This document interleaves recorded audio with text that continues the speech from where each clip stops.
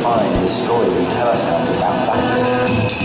And I wonder if when they created plastic, they would realize that it was going to create such an impact on our world. I mean, you think about the fact that when you come out of the womb, the first thing you come in contact with, probably even before your mother, is a plastic bracelet that says your name on it. It's around your wrist. David Rothschild is the founder of Adventure Ecology, an organization that harnesses the power of dreams, adventures, and stories in order to inspire, educate, and activate individuals, communities, and businesses to start moving towards a smarter, more sustainable planet. Sustainable development has become the popularized expression for Agenda 21. Agenda 21 is the 1992 United Nations Rio Declaration on the Environment and Development. Agenda 21 defines itself as the comprehensive plan of action to be taken globally, nationally, and locally. The red are areas that are to be off limits to human beings. If you live there, you won't.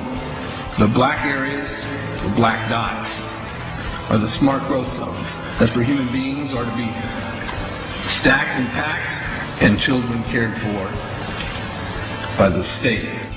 An exhibition was focused on climate change and really focused on diminishing ice caps, rapidly melting. And I got back and I was talking to friends and I was engaged with them on this project, and I realized that this was an issue that for the most part just wasn't connecting with people. We're talking about CO2 in our atmosphere, but it's just, you can't touch it, feel it. I mean, what does a ton of CO2 smell like? So here we're looking at the ice core record from Vostok.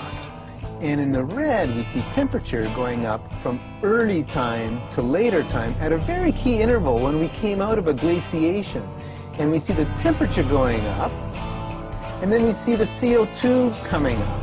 CO2 lags behind that increase. It's got an 800-year lag, so temperature is leading CO2 by 800 years. There have now been several major ice core surveys. Every one of them shows the same thing. The temperature rises or falls, and then, after a few hundred years, carbon dioxide follows. The ice core record goes to the very heart of the problem we have here. They said, if the CO2 increases in the atmosphere as a greenhouse gas, then the temperature will go up. But the ice core record shows exactly the opposite. So the fundamental assumption, the most fundamental assumption of the whole theory of climate change due to humans is shown to be wrong. But how can it be that higher temperatures lead to more CO2 in the atmosphere? To understand this, we must first restate the obvious point that carbon dioxide is a natural gas produced by all living things.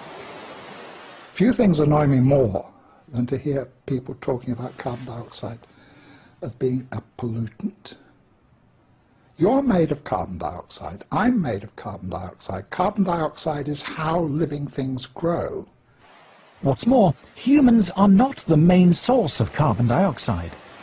Humans produce a small fraction in the single digits percentage-wise of the CO2 that is produced in the atmosphere. Volcanoes produce more CO2 each year than all the factories and cars and planes and other sources of man-made carbon dioxide put together. More still comes from animals and bacteria, which produce about 150 gigatons of CO2 each year, compared to a mere 6.5 gigatons from humans.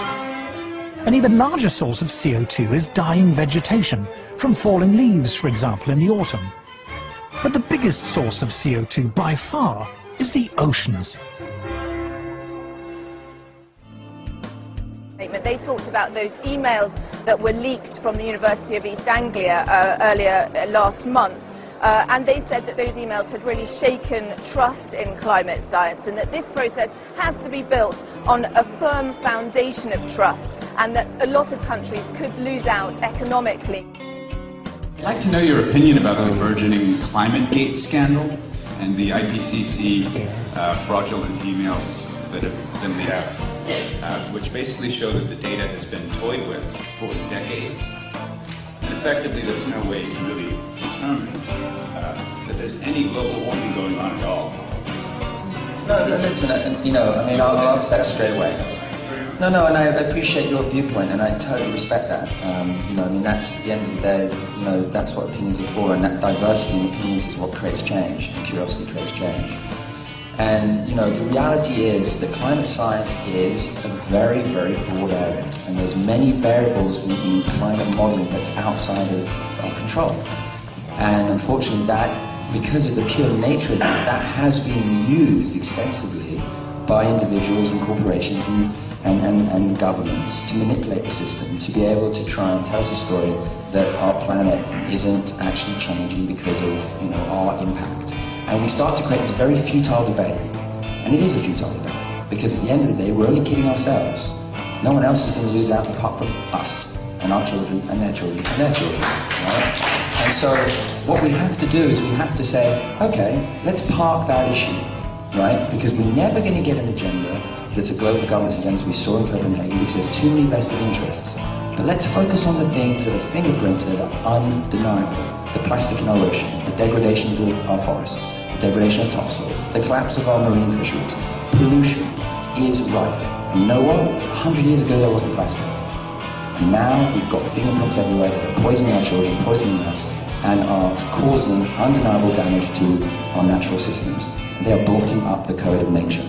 And so when we look at it, it says, you know what, if you don't believe in that, just go outside and look at what's going on around you. Look at the loss of all these things that we need to support us. Nature is our life support system. So the argument, and if you've been dragged into it, then basically you're a chess piece in the game of big business that is using you to try and believe that we aren't having impact. Believe me, we are.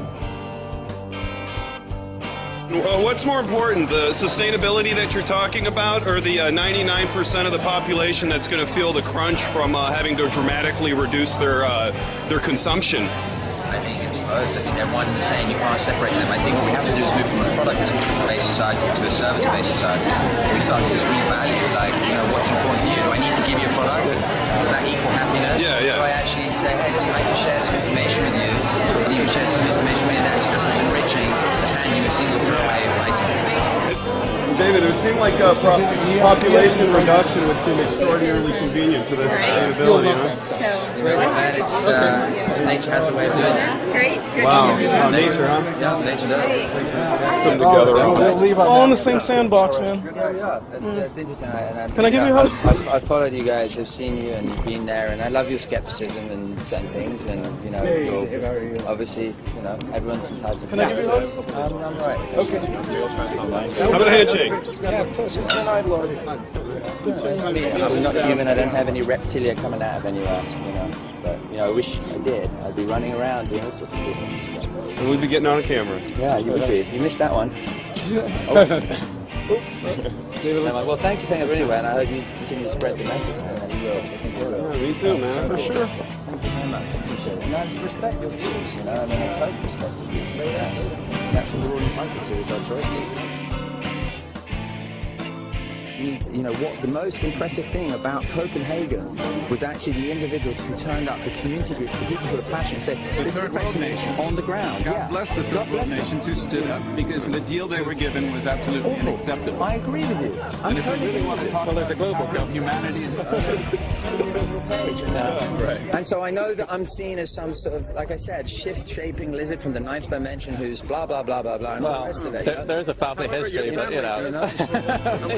The GM thing is... GM is screwed, man. Oh, man. Have you seen the latest thing that Monsanto's come out with? It's like nasty. Yeah. It's like, and when you said to me, you know, it's at that high level, but we need to... Well, the thing is, they don't, you're not allowed to even label things as GM in the States. It's messed up. It's messed up, man. Yeah. Thank you, David, for everything. So, yeah, DU, if you need... I know dioxins and phthalates and stuff, they're sort of related to plastics, but all the time... Aren't we nuts, though? Aren't we nuts? And we turn around and we suddenly say, oh, we're all getting poisoned. Why are we all sick?